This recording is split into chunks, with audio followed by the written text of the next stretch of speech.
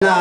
বিবিয়া জিজ্ঞাসা করতা প্রাণের স্বামী, যদি তুমি খাজার মধ্যে যাও না, ও স্বামী আমরা কি জিনিস খাইতাম, তুমি খাজার মধ্যে যাও। আল্লাহর বান্দা এই কথাটা শুনলাম, আল্লাহর বান্দারে গাঁয়ে গ্রামের মানুষে বড় মায়া মহব্বত করতা।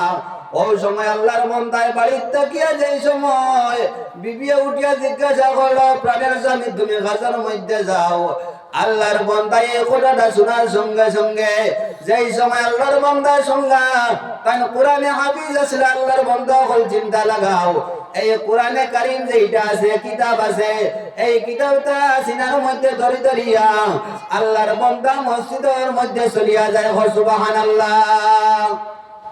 আল্লাহর বান্দা মসজিদের মধ্যে যায়, গ্রামের মানুষরা বড় মায়া মহব্বত করে আল্লাহর বান্দারে গরিব হিসাবে। আল্লাহর বান্দা যেই সময় আল্লাহর বান্দা তিলাওয়াতের মধ্যে মসজিদের মধ্যে যায়, এখন মাজন আসলো, এই মাজনে উঠিয়া এমন ভাবে মাজনের পেটো বেদনায় ধরলো, আর যেই সময় তার উপরে কোনো মুসিবত হয় আবার সঙ্গে সঙ্গে এই মেসাবে কি করেন কিছু দান সদকা করেন।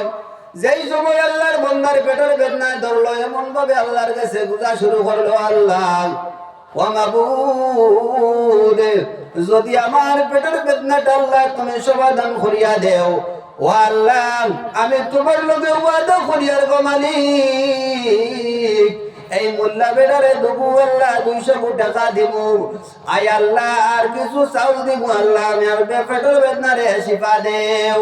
আল্লাহর বান্দা কইতে দেরি হইলে আমার আল্লাহ রব্বুল আলামিন কোয়ারে কবুল করতে দেরি হয় না। সুবহানাল্লাহ।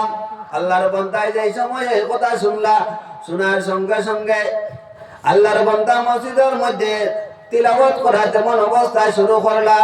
এই সময় তিলাওয়াতের মধ্যে গেলা, আল্লাহর বান্দা তিলাওয়াত করেন, আর কোন মালিক সকালে এই সময় মানুষ ঘর থেকে বাইর হয়, আল্লাহ মালিক সকাল থেকে লইয়া বিকাল পর্যন্ত কোন মানুষের খাম যদি করে, ও মালিক তাহলে তো তার খুরাকি দেন মানুষে।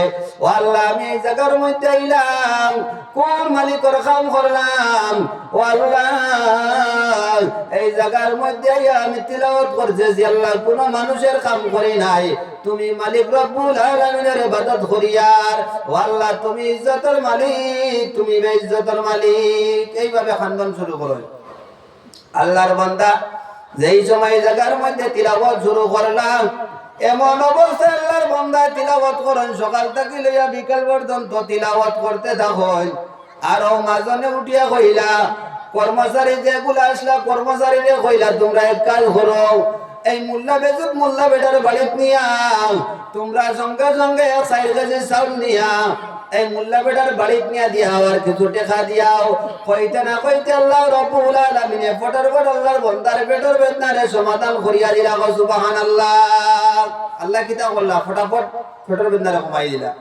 কিছু সময় যাওয়ার পরে আল্লাহর বান্দার যেই সময় পেটের বেদনা কমে গেল, ওই সময় কয় আর হইতাম নাই, ওই সময় আল্লাহর বান্দায় আবার পরিবর্তন করে মাতে না, আবার মাতে না। আল্লাহর বান্দায় উঠিয়া কয় আর দেওয়া লাগতো নাই, ওই সময় আবার কিছু জবরদস্ত ভাবে পেটের বেদনা শুরু হইল।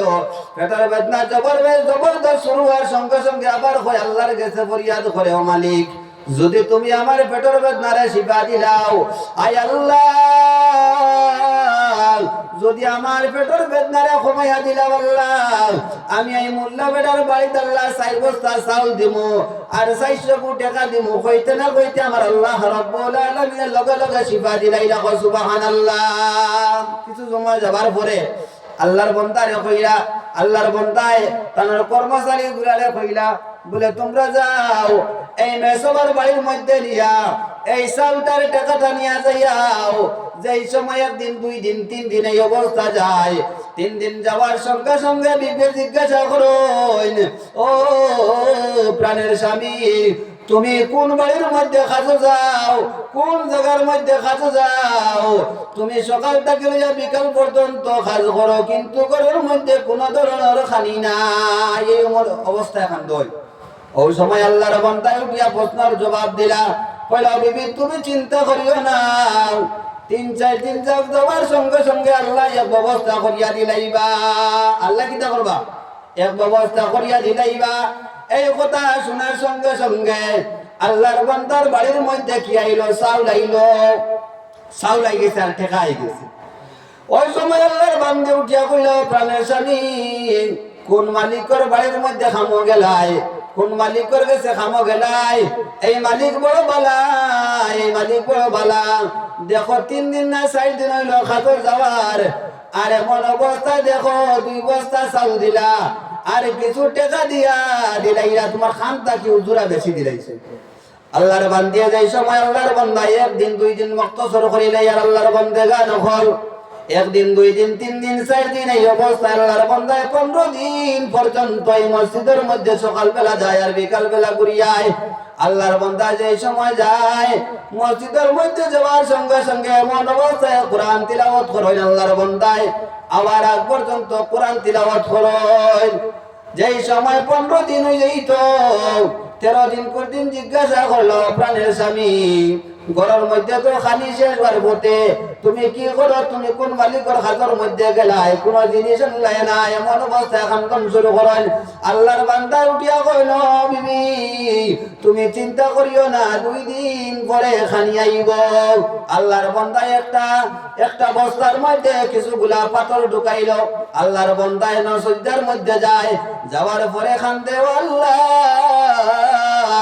আল্লাহ গো, এই বস্তার মধ্যে কোন জিনিস জিগাইলাম ঢুকাইলাম আপনার বালা জানা আছে। আল্লাহ ও আল্লাহ, এই বস্তার মধ্যে কোন জিনিস আছে আপনার বালা জানা আছে। এই অবস্থায় আল্লাহর বান্দা খান্দন শুরু করে।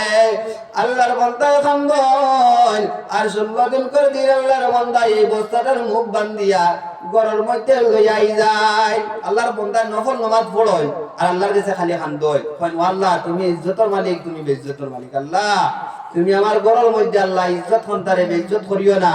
আল্লাহ তুমি ইজ্জত খন্তা দেও। এমন অবস্থা আল্লাহর বান্দা খান্দন শুরু করে। করো যাই সময় বস্তাটা লইয়া ঢুকলা, ঢোকার সঙ্গে সঙ্গে তানার বিবিয়া কি করলা? তানার স্ত্রী এই বস্তার মধ্যে হাত দিতে ওই সময় জিজ্ঞাসা করলা, বলে এই বস্তার মধ্যে কোন জিনিস? ওই সময় আল্লাহর বান্দা কই না, এই বস্তার মধ্যে কি জিনিস কইতাম না, তুমি বস্তার মধ্যে হাত দিও না। প্রথমে আমরা 2 রাকাত সালাত আদায় করিলাই, নফল নামাজ পড়িলাই। 2 রাকাত নফল নামাজ পড়ার সঙ্গে সঙ্গে আমরা এই বস্তার মধ্যে হাত দিব। আল্লাহর বান্দা আর আল্লাহর বান্দে 2 রাকাত নফল নামাজ পড়লা। ওই সময় আল্লাহর বান্দে যেই সময় বস্তার মধ্যে হাত মারে, ওই সময় আল্লাহর বান্দায় খান্তন শুরু করে, কয় আল্লাহ ও আল্লাহ, বস্তার মধ্যে কোন জিনিস ঢুকাইছে আমার বলা জানা আছে গো আল্লাহ। তুমি যদি আমার মালিক হয়ে থাকো আল্লাহ, এই বস্তার মধ্যে পাথর গুলারে আল্লাহ তুমি ভরপুর সোনা দিয়ে বানাই দাও। সুবহানাল্লাহ। আল্লাহর বান্দিয়া 2 রাকাত নফল নামাজ পড়িলা। পড়ার সঙ্গে সঙ্গে যেই সময় আল্লাহর বান্দিয়া এই বস্তাটা খুলার সঙ্গে সঙ্গে দেখো নাস্তা বস্তার মধ্যে ভরপুর সোনায় ভরা। সুবহানাল্লাহ। তো যাই হোক, আল্লাহর বন্দেগান সময় কম, অতিথিও কলাইয়া